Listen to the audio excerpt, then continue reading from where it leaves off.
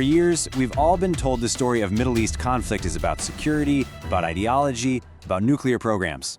That's the official narrative. But what if the real story, the real motive, was buried in declassified documents for over 60 years? A secret plan, just waiting for the right moment to strike. So, you have to ask yourself, are we really seeing the whole picture?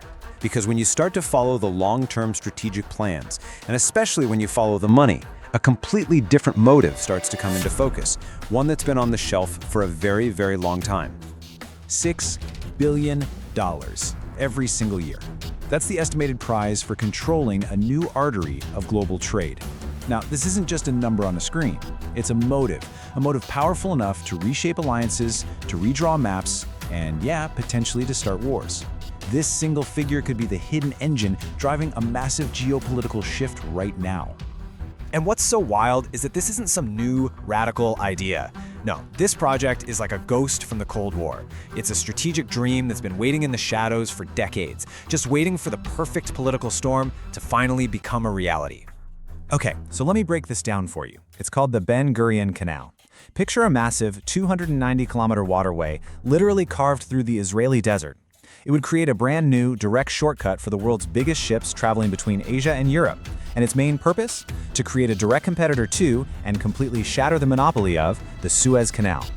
And this really shows you the scale of the ambition here. Get this, as far back as 1963, a now declassified US government memo seriously proposed using 520 nuclear bombs to blast this channel into existence. For 60 years, the whole plan was basically written off as impossible. The path was blocked by politics, by geography, by a dozen other things. Until now, it seems. Suddenly, those obstacles are vanishing. So, if this monster project actually happens, who hits the geopolitical jackpot? Well, the answer reveals a really powerful American-aligned alliance that stands to control the future of global trade. First up, obviously, is Israel. It would gain total sovereign control over a critical global choke point. Next, you have Saudi Arabia.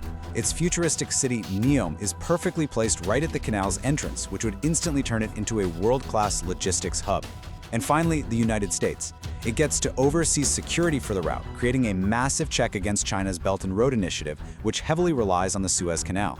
And on top of all that immense strategic power, there's that number again, an extra $6 billion a year in transit fees for Israel.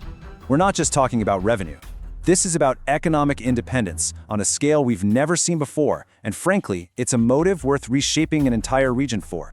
But here's the cold, hard truth of geopolitics. For every huge winner, there's always a loser. And in this game, the losses are, well, they're catastrophic.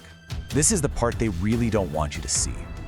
For Egypt, the Suez Canal is more than just some waterway. It's a national symbol. It's an economic lifeline that brings in $10 billion a year. The Ben Gurion Canal wouldn't just be competition, it would permanently end that monopoly.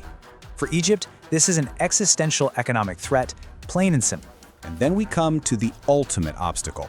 The most direct, the most efficient, the most logical path for this canal runs straight through the northern edge of the Gaza Strip.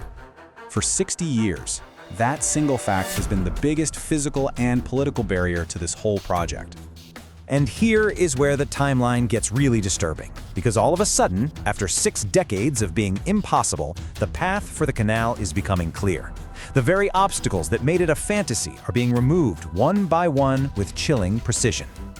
Think about this for a second. Every single regional power that had the motive and the means to disrupt this new corridor has been systematically weakened or neutralized. When you start to look at recent events through this lens, a very unsettling pattern begins to emerge. So let's connect the dots. Let's unveil the bigger picture here.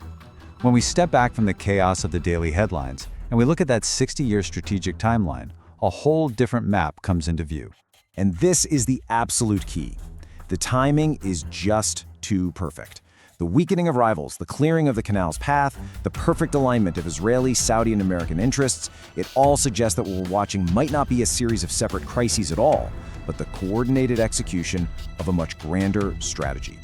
You see, this changes the entire picture. The Iranian nuclear program was and is a serious security threat. Nobody denies that. But could it also have been the perfect public cover story? The justification needed to neutralize a key opponent who could threaten this new economic corridor? So I'll leave you with this final burning question. Were the recent conflicts just about nuclear programs and regional security? Or is the Ben Gurion Canal, this multi-billion-dollar project, 60 years in the making, the real prize? Is what we're witnessing the violent birth of a new economic map? Or is it all paving the way for the state of a greater Israel? The answer to that question is going to define the future of the entire region. For more deep dive analysis that cuts right through the official spin, make sure you subscribe and turn on those notifications.